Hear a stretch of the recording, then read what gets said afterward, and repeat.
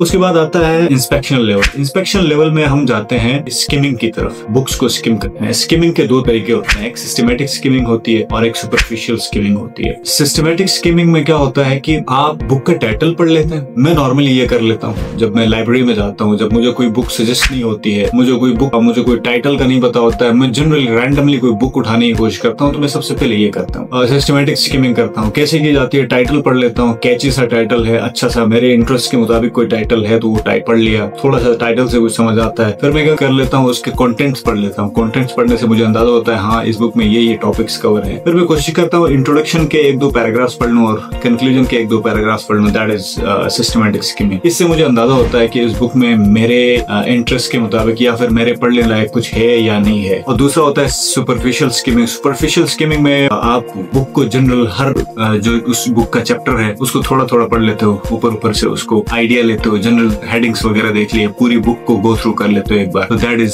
Superficial skimming. ये तरीका होता है, इसको कहते हैं इंस्पेक्शनल रीडिंग। ये कहता है एडलर कहता है इसको इंस्पेक्शनल रीडिंग।